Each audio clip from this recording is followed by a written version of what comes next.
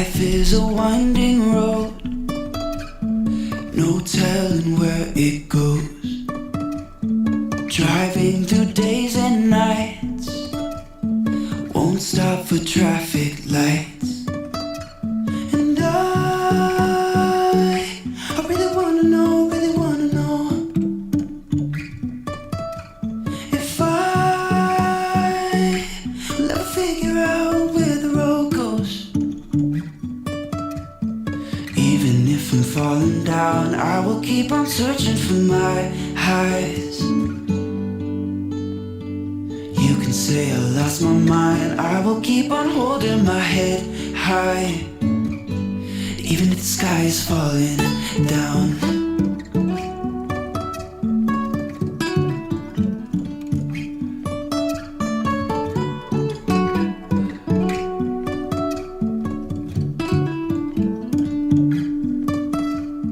Jumping from cliffs so high, trusting our wings to fly. Sometimes we're crashing down, but we get up and start from the ground. And I really wanna know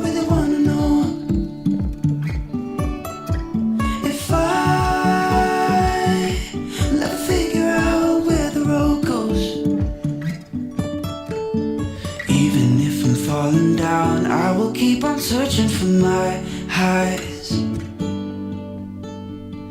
You can say I lost my mind, I will keep on holding my head high, even if the sky is falling down. Even if the sky is falling down, yeah. The sky is falling down.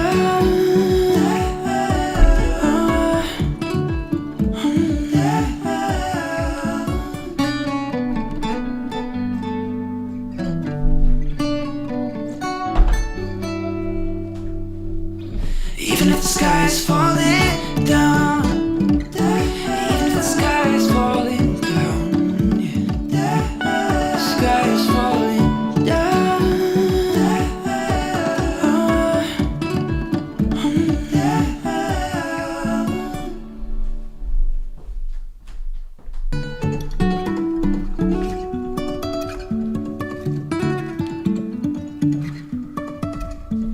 Life is a winding road, no telling. Welcome to Better Than Ever Live, wherever you're watching, wherever you're listening. I hope you're making today your masterpiece. My name's Dr. David Geier, orthopedic surgeon, sports medicine specialist, and media medical expert. I help you feel and perform your best regardless of age, injuries, or any medical treatment or condition you might have. As I mentioned yesterday on our sort of impromptu show, I apologize for missing Tuesday as I was up at our Charlotte office, and it is just, as I learned trying to do it a few weeks before that, it is a pain to drag all of that equipment up there. It's not all of this TV studio equipment, it's all my portable equipment, and it's just more trouble than it's worth. And so I probably will have Tuesdays occasionally that I can't do it going forward, but that is how it is. But I will be telling you in the next couple shows some changes coming to the Better Than Ever Live schedule. I'm trying to figure out a way to do it daily at noon Eastern Time, if not at least most days or most weekdays. I'm still working on the fine details, but we'll talk about that soon. As always, I'd love to hear what you think about any of the topics we talk about today. Leave your first name, where you are. I'd love to know where you're watching this show. If you're listening to this on audio podcast, whether it's from Apple or Stitcher or anywhere else, and you want to comment, definitely subscribe to my show. You can do that on LinkedIn. You can do that on Facebook. You can do that by subscribing on YouTube. Click the bell on YouTube to be notified when we're on live. And I'd love to hear from you. This, please remember, is not medical advice. I'm going to talk about a lot of really interesting studies. I am not giving you medical advice. I'm not your doctor. I'd love to be your doctor. You're welcome to come see me in Charleston or in Charlotte, talk about all kinds of bone and joint problems. But nothing we talk about on this show is medical advice. It's meant for general information and educational purposes only. So if you have specific medical questions, please talk to your doctor. lot to get to today. We're going to start with a couple studies about kids and video games. So when I was growing up, and this will sort of date me a little bit, I was a little bit after the Atari phase. But so my game system, the first one I ever had, I loved it. Even though friends of mine still had the Atari, it had come out a couple of years earlier. Pitfall and Space Invaders and those types of things. I had what was, I don't even know if people are going to remember this. It was called an Intellivision. It was this little thing you had that, you put the cartridge in, and then you had this controller that looked sort of like the old school phones, and it had buttons on the back, and you would slide this sheet into it, and it was different for each game. So that different buttons control different things. And they were mostly sports games, which is why I liked it. So it had baseball and football and things like that. I loved it. I was 6-7 years old maybe, and just loved video games. And my parents, both being in the medical field, weren't super excited about it, but they weren't all that discouraging of it. Now, I was never a huge video game person growing up after that. When you had the Super Mario Brothers phase and all the different systems, that was never really my thing, but I've never really had a huge issue with it. But I do know people that used to spend huge amounts of their childhood playing video games. And there have been all sorts of sort of accusations or worries, I guess is a better word, over the years that kids can be heavily influenced by video games. We've talked over and over about screen time and the potential effects that it could have on kids, and one of the types of screen time that we talk about is video games. Now, one particular concern, and this I remember, over the last 10-15 years was a particularly big deal, was maybe all these really violent video games makes kids more violent. And so that is something that we're going to talk about today as well. But a couple studies looking at video games may suggest that they're not as bad for our kids as we think.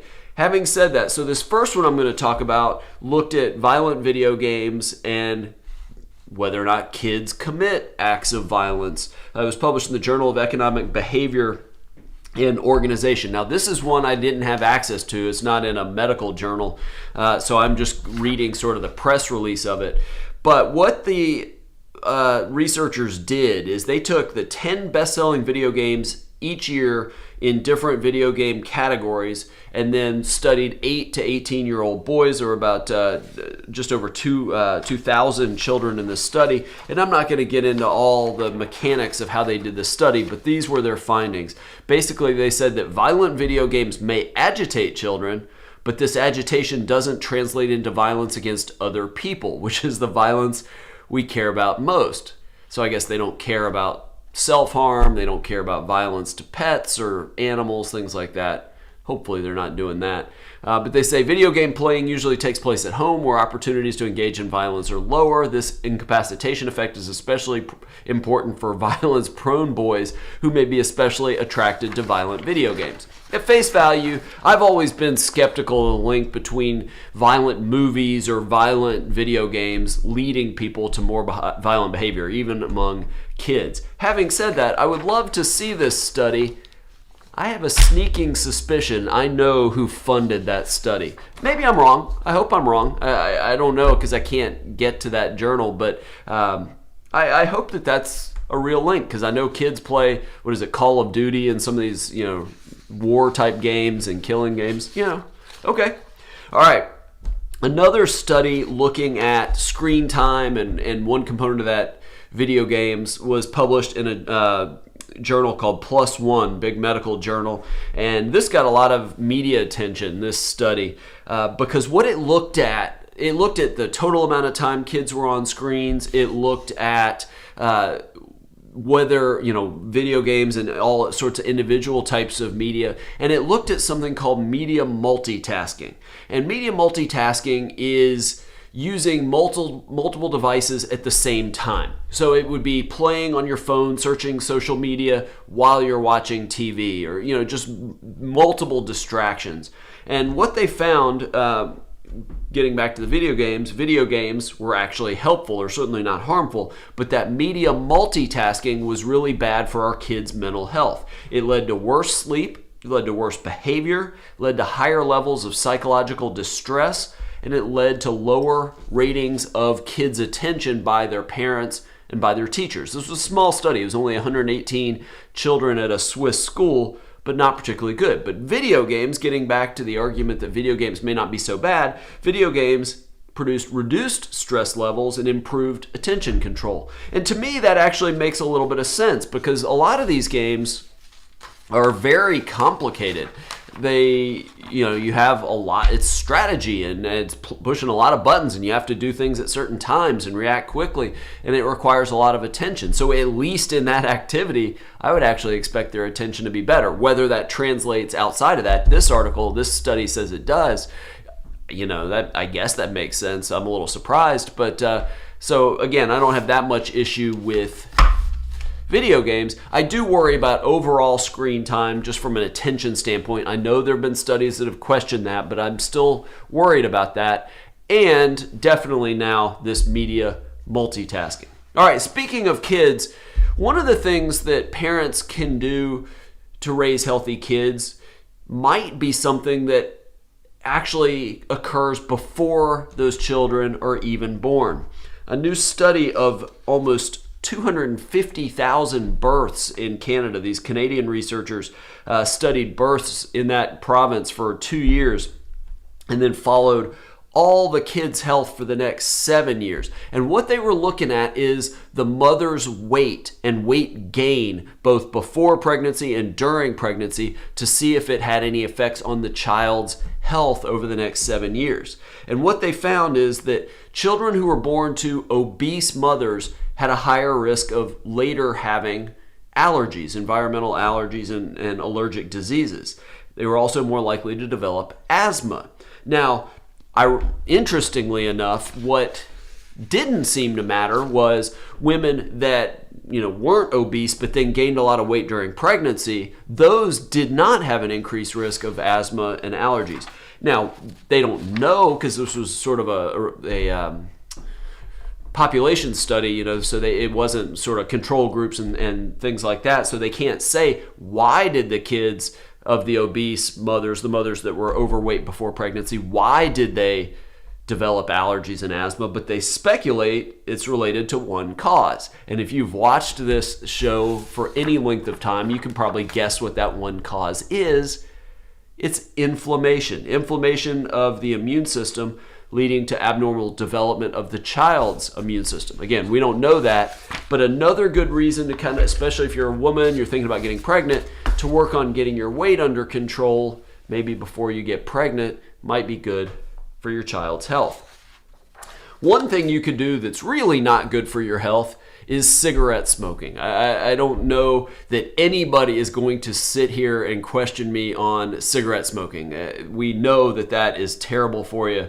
Especially in my world of bone problems, orthopedic surgery, for osteoporosis, osteopenia that lead to fractures. So one of the things that has become popular in recent years, people trying to quit smoking, or people that just want to do something different, maybe they think it looks cool, is vaping or using e-cigarettes. And a lot of the argument for e-cigarettes or vaping is that it's potentially healthier. But a new study published in the American Journal of Medicine Open says we might dial that back just a little bit. This is a study out of the University of Pittsburgh, and they studied over 5,500 American adult men and women. 81% never used e-cigarettes, about just over 18% or 19% used e-cigarettes. 8% over the course of the study developed what's called a fragility fracture, meaning their spine, their hip, their wrist, the bones are thin, they fall or have some kind of trauma, but mild trauma that shouldn't break the bone, and yet they suffer a fracture, typically again with osteoporosis.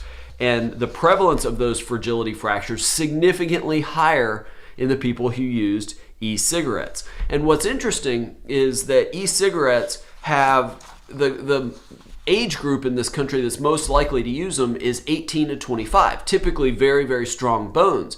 But maybe, at least it looks like by this study, if you start vaping even at an early age, it affects your bone health. Those bones get thinner, they get weaker, more likely to get fractured, have problems down the road and suffer a fracture. And let's be completely clear.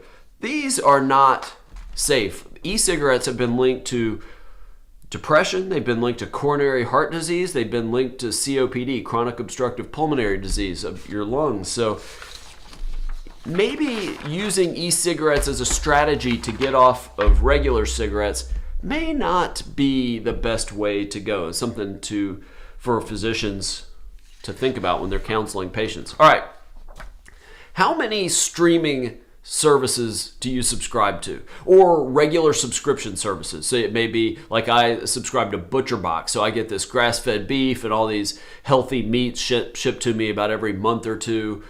I get my razors through a subscription service. What else? And then I've got really just about every streaming service. It's really crazy how many streaming services I have. I don't even watch that much TV, but I do watch a lot of sports, and that's where a lot of this comes from. Streaming services are a good business model for all kinds of industries because you're basically getting people to pay month after month after month. Even if they stop using the service, they forget to cancel, they make a lot of money. That's one main reason you see subscription services, just a constant stream of money coming in. Well, leave it to healthcare to start looking at the Netflix model, the subscription model, the Amazon model. There's a new study looking at how popular these have become and will become in the coming years. The American Medical Association and COVID brought a lot of this on. You couldn't actually go to your doctor, so you were doing virtual visits, or what's called telehealth services, and it's up to 8.8 million telehealth visits a month right now. So no surprise, a lot of companies are getting into the healthcare space online doing these membership services. So, and I'm not familiar with any of these. I'm not necessarily saying any of this is good or bad, but there's one called Sesame. It's described as an online marketplace. Patients and consumers can find local practitioners from urgent care to various specialties, all on a membership basis. The members don't pay to be a part of Sesame, but they pay for $5 prescriptions, access to the customer service, paying to use an appointment or an online system to book appointments, pay to refill prescriptions, access promotions, things like that. And there's a Sesame Plus, which is a higher level. So we're going to see a lot of this. Another one that is called Row membership service, where members can get limited medical care, but it's more the things around the physician's visit, at-home lab services or blood draw services, medications through their provider, potentially pharmacy services, all for recurring monthly payment. Even you've probably seen ads for it, GoodRx, where you get prescription drugs for a cheaper cost. There's a GoodRx Plus that gets you to local pharmacies near you and gets you savings. What will be interesting, because telehealth is tricky across state lines. Now, this is constantly changing, so we'll see how this goes. I would love to do some form of telehealth where maybe I'm not somebody's doctor, but I can educate people on bone and joint injuries and talk about non-traditional things, not so much cortisone and surgery, but talk about things like peptides and exosomes and extracellular vesicles and PRP and stem cells and all sorts of medications to help you avoid surgery, and do that for people all across the country, maybe all across the world, but it's not a doctor-patient relationship. I think a lot of that's coming. I know some providers here in South Carolina that actually do some form of that, but they just do it within South Carolina. But I feel like something like that is going to become popular. The question is, would it work for one-off providers, or do you have to be part of a large software system? There are, and I can't think of the name off the top of my head. I know there's one for mental health. I hear it advertised on podcasts sometimes,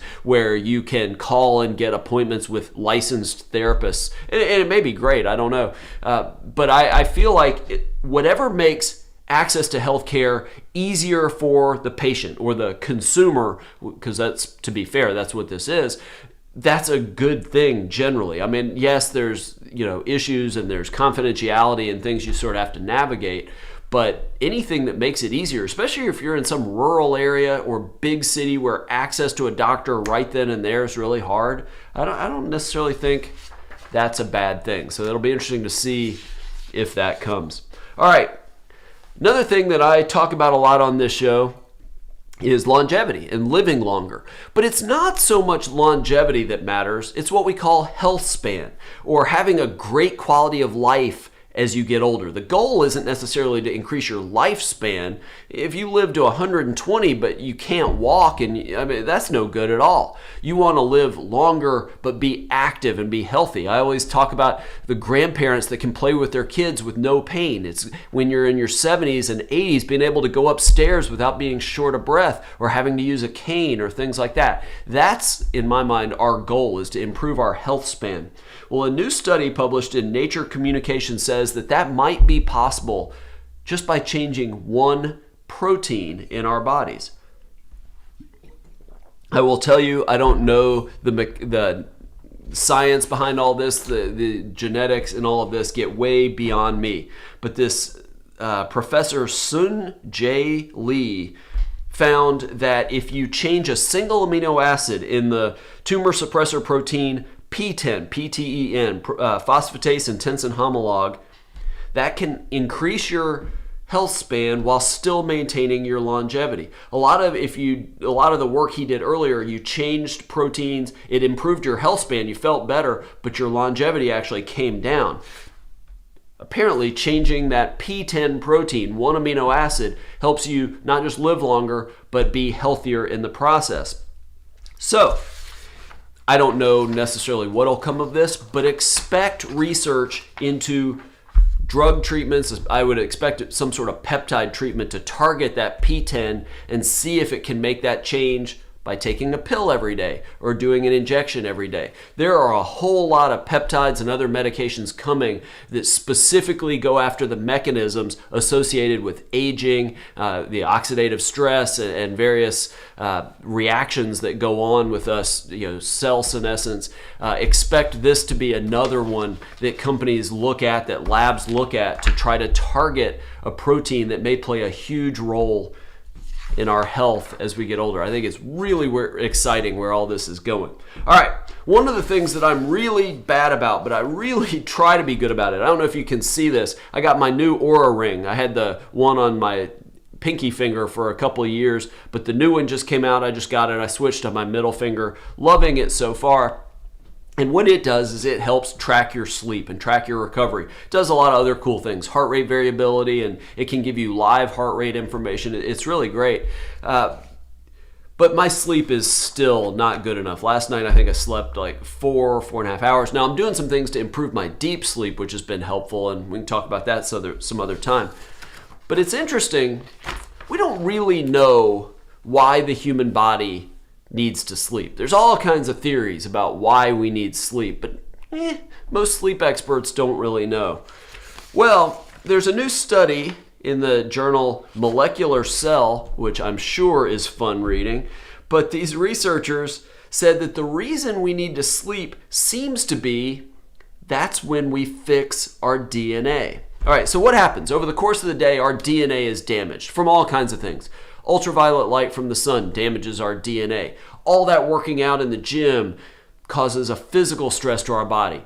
Eating a lot of bad foods, eating really any foods, causes a biochemical stress on our bodies. And our DNA just breaks down throughout the day. Well, our body has systems to repair that, but those systems are most effective, these researchers say, in the middle of the night. And if we don't get as much sleep, we don't get to fix that DNA as much. That's why you see all these studies that say one of the ways that you can live longer and look younger is to sleep more at night. But what's especially interesting in this study is they feel like the part of our DNA that is most affected by lack of sleep are the DNA with our neurons and in our brains. And that makes sense. If you're awake during the day, you're using your brain, you're firing all these neurons, so they're active. They can't be repairing the damage that occurs throughout the day. So they need more time to do it at night. Could be one of the reasons that we see people that don't sleep as well, they have shorter lifespans. Maybe they have, and this is hard to tease out, but maybe they have quicker cognitive decline as they get older. So get more sleep. There's all kinds of reasons to get more sleep. It's involved in weight loss. It's involved in just feeling better. There's all kinds of reasons to get more sleep. Having said that, helping your DNA repair can be really helpful. All right, I was hungry last night because I had a relatively early dinner, very healthy dinner, and I was in the middle of trying to do something before I went to bed, and I got hungry, so I had some cheese. You've heard me talk about on this show, I like cheese. I always have liked cheese. There has been, and I'm going to just call it this, rumors for years that cheese causes you to have nightmares or very, very vivid dreams. And this article, this study talks about how all the way back into the 1960s, people have talked about the link between cheese and dreams. In fact, there was a study in 2005 funded by the British Cheese Board. I wonder if there's an American cheese board. I'd like to be a part of that. But anyway, their study said that eating blue cheese causes vivid dreams. All right. The problem is, as this study goes on to show, there's very little proof that cheese actually causes vivid dreams or nightmares. But if it does, there may be some reasons behind it.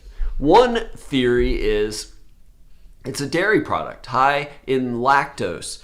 And 17% of people in this really large study in 2015 said that they're influenced by what they eat. Basically, what they eat causes them to have dreams. And of those 17%, the food that seemed most associated were dairy products. So the thought is this, that if you're lactose intolerant and then you have cheese at night, you get gas, you get bloating, you get maybe even diarrhea that give you feelings of bad dreams. Yeah, maybe some plausibility to that. Another one is that a lot of times, like I did last night, people eat cheese at night. And cheese can be harder to digest than a lot of foods. So while you're trying to sleep, your body is actually having to work to burn those calories to digest that cheese. And one of the things that affects our sleep is our body temperature. Normally our body temperature drops about a degree over the course of the night, and that's what you want it to do so you stay asleep and you sleep well.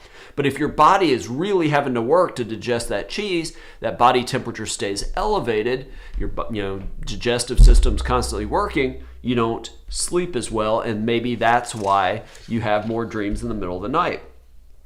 Plus, just any large amount of food late at night tends to make you not sleep as well, and people that wake up in the middle of the night are more likely to remember their dreams. So, can't tell you for sure why cheese causes vivid dreams. I actually did have a dream last night, but I don't know that I can blame that on the cheese because this new medication that I've been on for about 8 weeks now, I've been remembering my dreams too. It's something to help with my sleep actually and has other effects. So I don't know if it was the cheese or just what I've been having from this medication, but it is an interesting thought. If you eat a lot of cheese, especially at night, let me know if you end up having nightmares or really vivid dreams from it. Another thing that people drink a lot of at night is beer. All right, I don't know how much I necessarily believe this study, but I'll share it anyway. It was in the journal Urologia Internationalis, and I don't know, at least to me, I hear that Urologia Internationalis, it sounds like Cialis, and so I think erectile dysfunction, which, shocking, is what this study is about. Apparently a study of 210,000 men, more than 210,000 men, looking at their ability to get erections and how much alcohol they drank, found that if you drink moderate amounts of beer, and that's basically about 6 pints of beer a week, or 6 glasses of wine a night, depending on what your alcohol is, 18% lower risk of erectile dysfunction. I don't know. I question it, but hey, what do I know? Their argument is, and this part makes sense, that alcohol increases your nitric oxide levels. Nitric oxide is a vasodilator, which if the blood vessels are opened up, more blood flow gets down there, gets more circulation, you get, let's just say, better performance. They called it solid performance, which I think is hilarious. I don't know if that's necessarily true. Everything I was ever taught in med school, not so much looking at erectile dysfunction, but looking at sexual performance, suggests that alcohol actually is very bad for that. But, according to these researchers, beer may be good in some ways. All right, last thing. Speaking of romance, how many of you like to exercise with your significant other, your boyfriend, your girlfriend, your husband, your wife, your romantic partner of some sort? Well, new study published in the Journal of Social and Personal Relationships says that if you work out with your romantic partner, it has a whole lot of positive benefits. They looked at undergraduate students, 95 of them actually, who were 1, in a romantic relationship, and 2, exercised 2 to 3 times a week. And every night they had to fill out a survey, and it covered things like their moods and how they felt, how their workout went, and satisfaction in their romantic relationship. And compared to people who didn't work out with their romantic partner, maybe they worked out with friends, maybe they worked out with strangers, maybe they worked out alone, the undergraduate students that worked out with their boyfriend, girlfriend, that's what you would assume here, but romantic partner, had higher moods. And not just mood, the benefit, because we know exercise improves your mood, but it was more than that. They had a bigger increase in their happiness than can be explained just by exercise. Better mood, better positive mood. But interestingly, didn't drop their negative mood. There seemed to be a floor. And then greater relationship satisfaction. Now, they speculated as to why. With the improvement in mood, they felt like working out with your boyfriend, your girlfriend, your husband and wife provided social support and emotional support, not just with the exercise, but just all around.